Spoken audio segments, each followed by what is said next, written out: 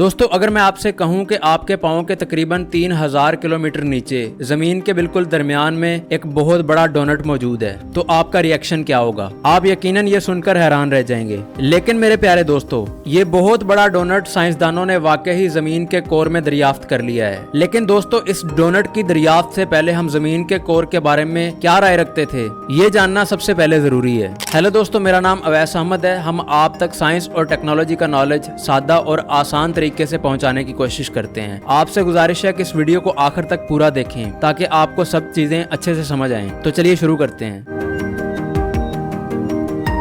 हमें आज तक ऐसा ही लगता था कि हमने जमीन की कोर को पूरी तरह से समझ लिया है। हमारे ख्याल के मुताबिक जमीन की कोर 3 हिस्सों पर मुश्तमिल है। सबसे अंदरूनी कोर जो कि बहुत ज्यादा सख्त है, सॉलिड है, और इस अंदरूनी कोर से बाहर वाली लेयर लिक्विड की बनी हुई है, और इन दोनों लेयर्स के दरमियान जमीन की मैग्नेटिक फील्ड मौजूद है। पहले ये सब चीजें बहुत आसान और सिंपल लगती थी, लेकिन साइंस में हमेशा जिस तरह होता है कि हर नई होने वाली दरियाफ्त चीजों को पहले से ज्यादा मुश्किल और कॉम्प्लिकेटेड बना देती है। और बिल्कुल इसी तरह जमीन की कोर के मुतालिक हमारे जो अंदाजे थे वो इस डोनट नुमा स्ट्रक्चर ने गलत साबित कर दिए हैं। 3 सितंबर 2024 को ऑस्ट्रेलियन नेशनल यूनिवर्सिटी के रिसर्चर्स ने दुनिया को यह बताया कि हमने जमीन के कोर में एक ऐसी चीज दरियाफ्त की है जिसकी हमें तवक्को नहीं थी। रिसर्चर्स के मुताबिक उन्होंने जमीन की कोर में एक डोनट शेप का एक बहुत बड़ा स्ट्रक्चर दरियाफ्त किया है। आखिर इस अजीबो गरीब स्ट्रक्चर की दरियाफ्त कैसे हुई, इसके पीछे छुपी वो दिलचस्प कहानी क्या है, आइए जानते हैं।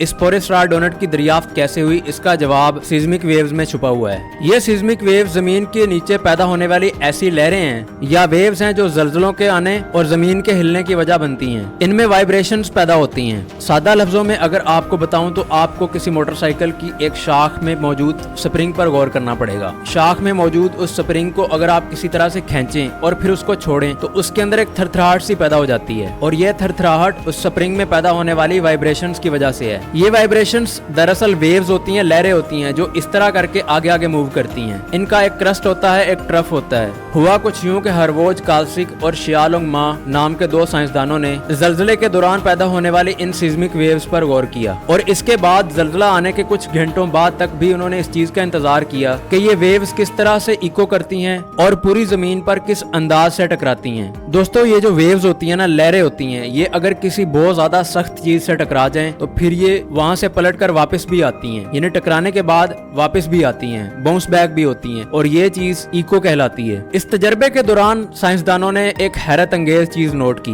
उन्होंने देखा कि जमीन की कोर में एक ऐसा हिस्सा मौजूद है जहां से गुजरने वाली सिस्मिक वेव्स की रफ्तार 2% तक कम हो गई। मतलब ये कि उस इलाके से गुजरते हुए इन सिस्मिक वेव्स की रफ्तार 2% तक सुस्त हो गई, कम हो गई, और ये पोरेस्टार इलाका वही डोनट शेप स्ट्रक्चर था। आखिर उस डोनट शेप स्ट्रक्चर के अंदर ऐसा क्या था जिसकी वजह से सिस्मिक वेव्स की रफ्तार कम हो गई, आइए जानते हैं।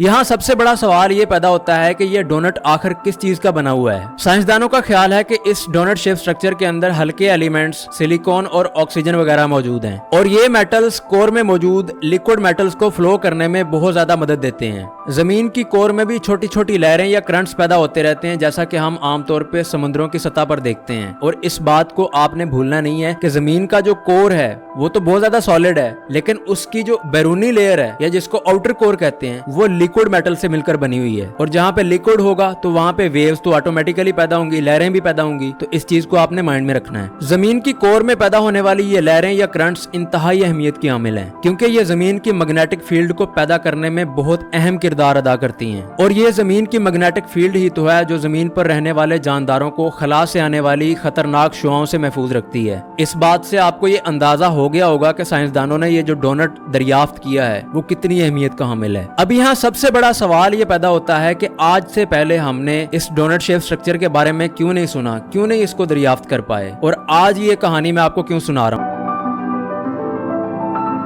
आखिर हमें ये पोरेस्टार डोनट तलाश करने में इतना वक्त क्यों लग गया? दरअसल बात यह है कि जमीन की कोर के मुतालिक पहले जितने भी रिसर्च हुई है वो नामुकम्मल थी, और मुकम्मल तो शायद अब भी नहीं है, लेकिन पहले की जो रिसर्च थी वो जमीन के आउटर कोर के बारे में नामुकम्मल थी। और इस बात का मतलब ये है कि ये डोनट शेप स्ट्रक्चर साइंसदानों की नजरों से पहले नहीं गुजरा, या फिर साइंसदानों ने कभी इस रुख पर सोचा ही नहीं। लेकिन अब मुख्तलिफ अंदाज से सोचते हुए साइंसदानों ने वाइब्रेट करने वाली इन सिस्मिक वेव्स पर जब गौर किया तो ये तजर्बा डोनट शेप स्ट्रक्चर की दरियाफ्त की वजह बन गया। हुआ कुछ यूं कि एक दफा बहुत बड़ा जल्जला आया और उस जल्जले के दौरान और उसके कुछ घंटों बाद तक साइंसदानों ने इन सिस्मिक वेव्स पर गौर किया था, उनके रिएक्शंस पर गौर किया, तो ये चीज फिर डोनट शेप स्ट्रक्चर की दरियाफ्त की वजह बनी। इसलिए हम ये कह सकते हैं कि इस डोनट की दरियाफ्त हादसाती तौर पर हुई है। और साइंस ऐसी ही है मेरे दोस्तों, यहाँ आपको कुछ भी गैर मुतवक्के मिल सकता है। चलो जी, अब डोनट तो दरियाफ्त हो गया, अब बात यह है कि हम इससे फायदा कैसे उठा सकते हैं। दोस्तों, साइंसदानों की ये कमाल की दरियाफ्त इंतहाई अहमियत की हामिल है। ये हमारी जमीन के मुतल्लिक बहुत सारे गैर हलशुदा सवालों के जवाब ढूंढने में हमारी मदद करेगी। ये डोनट शेप स्ट्रक्चर हमें यह समझने में मदद देगा कि जमीन के कोर के अंदर आखिर मैग्नेटिक फील्ड पैदा कैसे होती है और ये वक्त के साथ साथ तब्दील कैसे होती है, और इस मैग्नेटिक फील्ड के अंदर अगर कोई बड़ी तब्दीली वाक़ हो जाए तो ये जमीन पर क़यामत खेज तबाही ला सकती है। इसलिए जमीन की मैग्नेटिक फील्ड को समझना हमारे लिए बहुत अहम है और इसमें यह डोनट हमारी मदद कर सकता है। दूसरी बात यह कि इस डोनट शेप स्ट्रक्चर की वजह से हो सकता है कि हम जमीन में पैदा होने वाली तब्दीलियों और उससे होने वाली तबाही के बारे में पहले से मालूम करके हम हिफाजती इक़दाम कर सकें। तीसरी बात यह कि इस डोनट शेप स्ट्रक्चर की दरियाफ्त से यह सवाल भी हल हो सकता है कि आखिर करोड़ों साल पहले हमारी जमीन कैसे वजूद में आई थी। इस डोनट शेप स्ट्रक्चर में मौजूद सिलिकॉन और ऑक्सीजन जमीन की इब्तदाई तारीख के बारे में समझने में हमारी मदद कर सकते हैं। और आखिरी बात, इस दरियाफ्त ने हमारे कदमों के नीचे मौजूद एक अलग ही दुनिया को एक्सप्लोर करने की क्यूरियोसिटी हमें पैदा कर दी है। डोनट की दरियाफ्त से पहले भी हम यही समझते थे कि हमने जमीन की कोर को पूरी तरह से अंडरस्टैंड कर लिया है, पूरी तरह उसको जान लिया है, लेकिन फिर हमने देखा कि हम गलत साबित हो गए।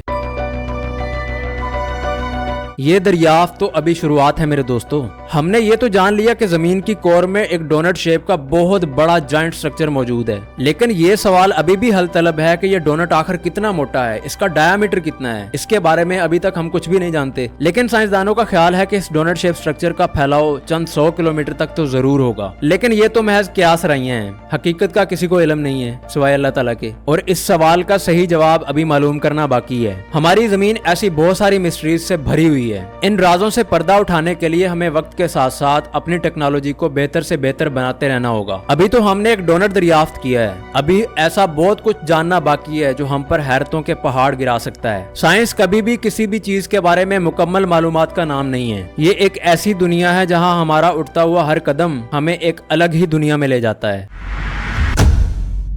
तो दोस्तों, ये थी आज की दिलचस्प वीडियो। मुझे उम्मीद है कि पहले की तरह ये वीडियो भी आपको बहुत ज्यादा पसंद आया होगा और आपने इससे बहुत कुछ सीखा भी होगा। दोस्तों, अगर आपको इस वीडियो से कोई वैल्यू मिलती है तो आप इसको लाइक करें, इसको दोस्तों के साथ भी शेयर करें और हमारे इस चैनल को भी सब्सक्राइब करें। दोस्तों, ये आपके लिए तो बिल्कुल फ्री है, लेकिन इससे हमारी बहुत सपोर्ट होती है और हम आइंदा भी आपके लिए साइंस एंड टेक्नोलॉजी के मुताल्लिक ऐसी दिलचस्प वीडियोस लाते रहेंगे और अपने मुल्क की खिदमत करते रहेंगे। और दोस्तों, एक आखिरी बात मैं आपसे करना चाहता हूँ। मेरी ये ख्वाहिश है कि मैं अपने सोलर सिस्टम के मुताल्लिक एक पूरी सीरीज बनाऊं, तो क्या आप लोग ये देखना पसंद करेंगे? अपनी राय का इजहार जो है वो कमेंट सेक्शन में जरूर करें। इससे मुझे बहुत सपोर्ट मिलेगी और मुझे फैसला करने में आसानी होगी कि मुझे ये सीरीज शुरू करनी चाहिए या नहीं। अपना बहुत सारा ख्याल रखिएगा। आपसे मुलाकात होती है अगली वीडियो में, तब तक के लिए मुझे दीजिए इजाजत। अल्लाह हाफिज।